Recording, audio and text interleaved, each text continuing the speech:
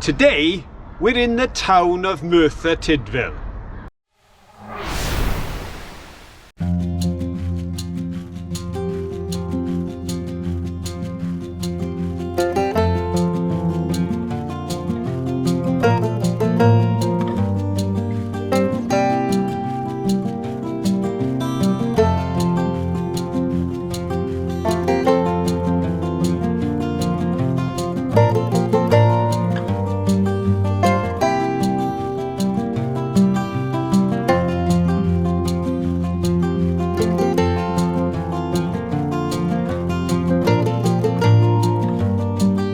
Here we are in Merthyr Tydfil, and I've chosen to start at the far end of the town at the church. And the reason I've chosen to start here at this church is because this is St Tydfil's church.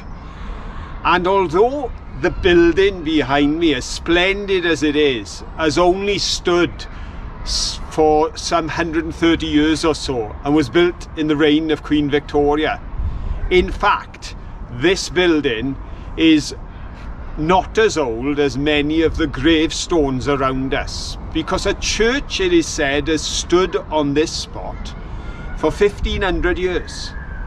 And the reason for that is St Tydfil, a Christian Welsh princess of the 6th century, was martyred on this spot right here, thereby giving her name to the town, to the area, and primarily and originally to the church. The town of Merthyr, it was just a farming community in the 1700s, and then things took a whole different turn when they began to bring out the iron ore and the coal in large quantities. And by the 1840s, this place was producing 40% of the iron that was being made, an amazing feat. Today, so much of the industry is gone. Things have changed. In recent times, Merthyr is not the centre of the industrial world that it once was, but it still has a town for us to explore, and amongst its buildings and shops, I'm sure there are stories for us to tell. So let's take a look around. We'll start here at the church and then head straight into the high street.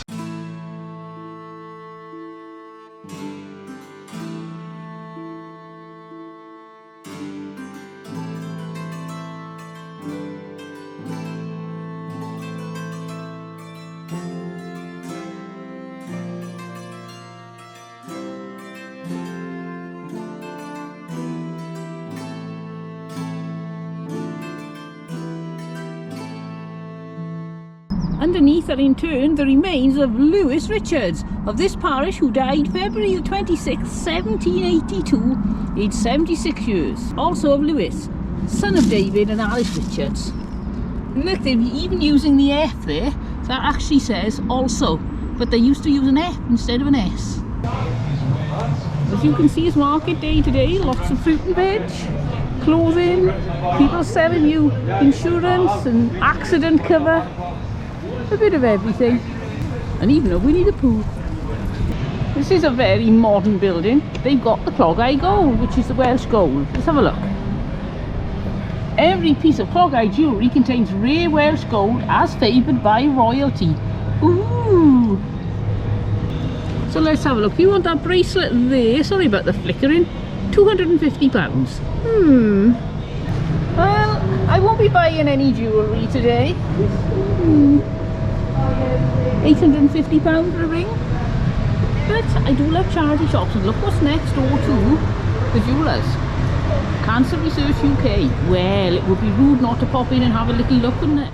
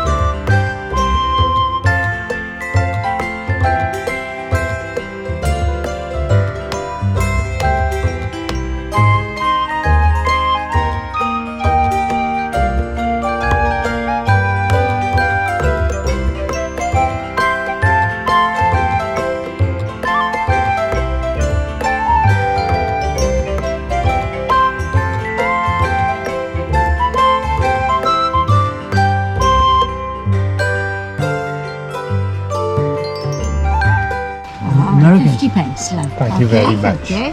Thank you.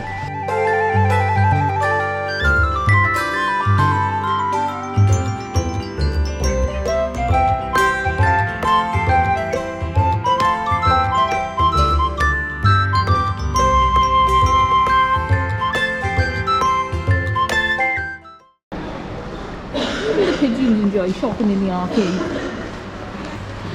For Mum. We call mother Mum. I know some of you say Mom, some say Mum, we say Mum. Yes, Caroline does love her charity shopping, and we've got some bargains again today. But of course there's history in this place. As I always say, there's history all around us, and some famous folks connected with Merthyr Tydfil, including a number of boxers who have risen to the tops of their profession during their time. And the world famous Johnny Owen is remembered with a statue, as well as others all around the shopping precinct here. But there's also a link to this town by three men. One, a Yorkshireman who became an iron master. Another, a musician who became renowned throughout the world, famous in Wales and across America. And a third, a Scotsman who in his lifetime became the richest man in the world. And I want to share those links with you, so we're just going to take you now to one of the most prestigious buildings in Merthyr and share the story of the Yorkshireman who came to Merthyr via London and made a fortune.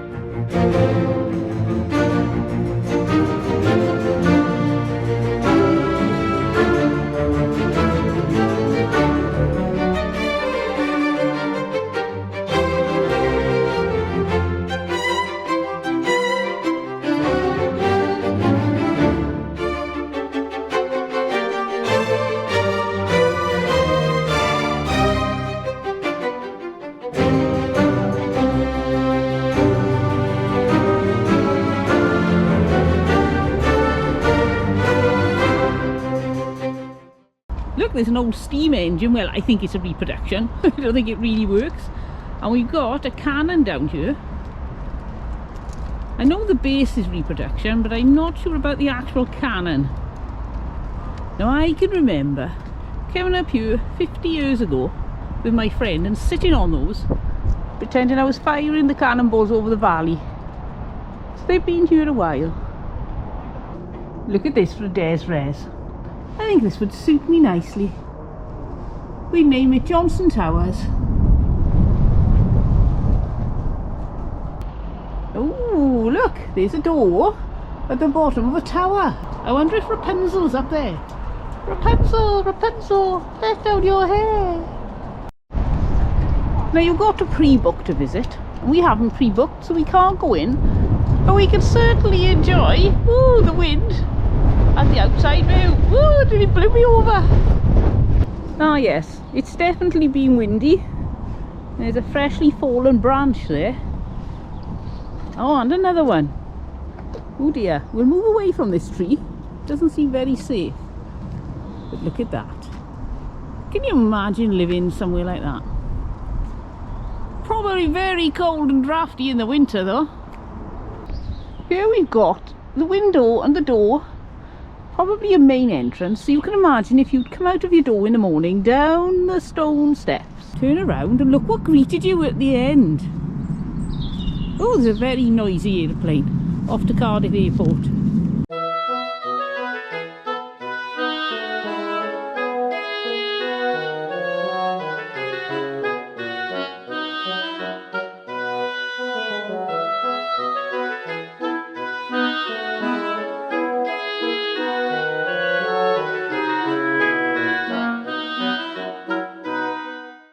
And here we are at Cyfarthfa Castle.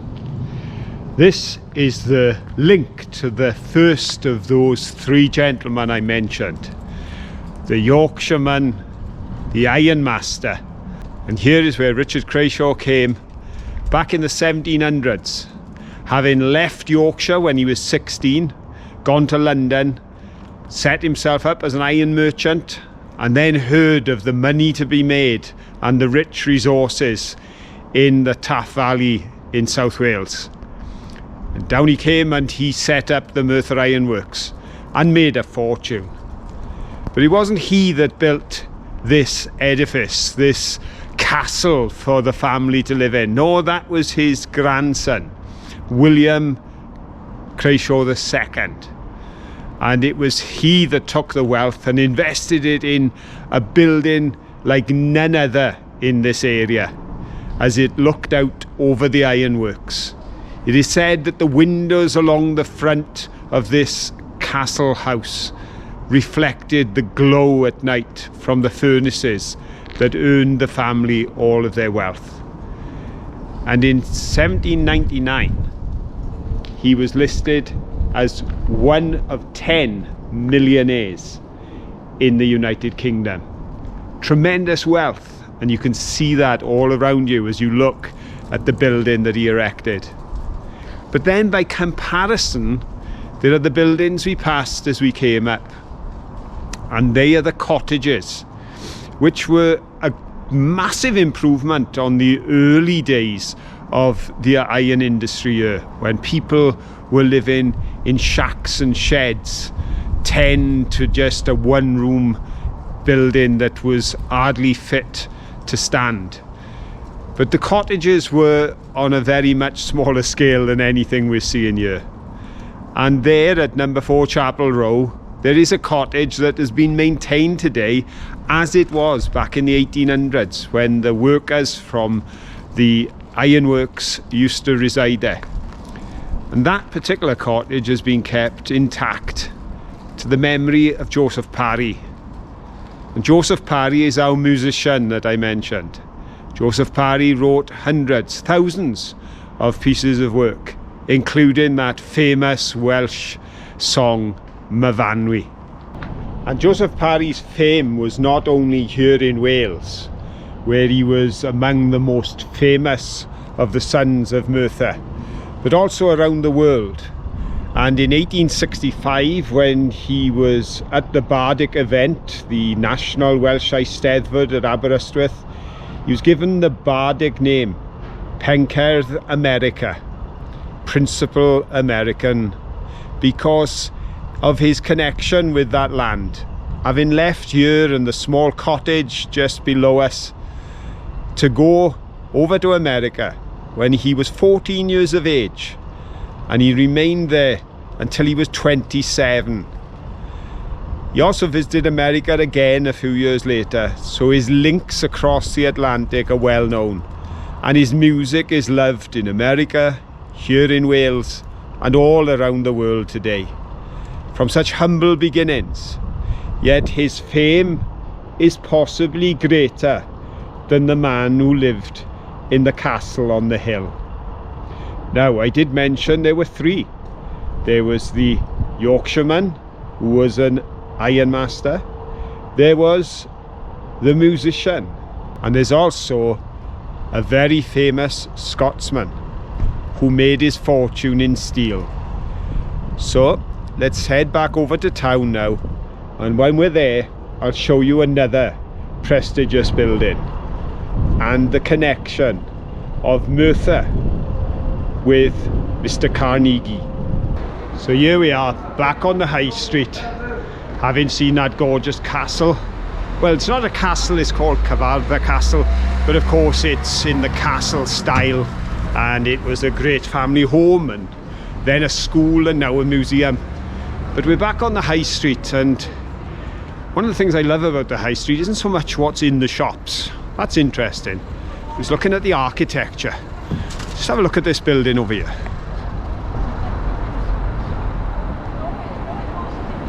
Isn't that beautiful?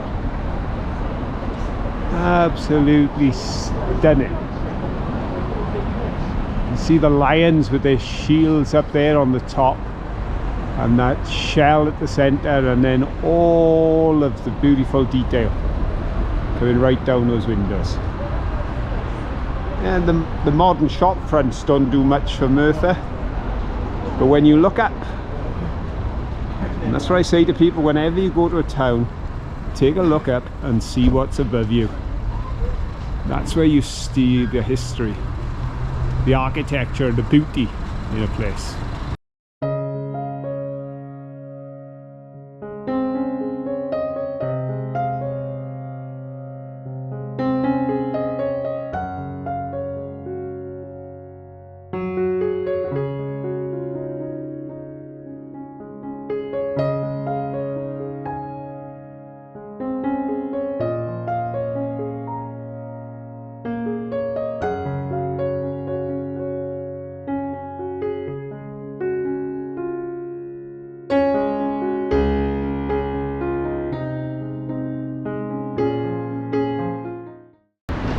Oh, look at this for the posh town hall.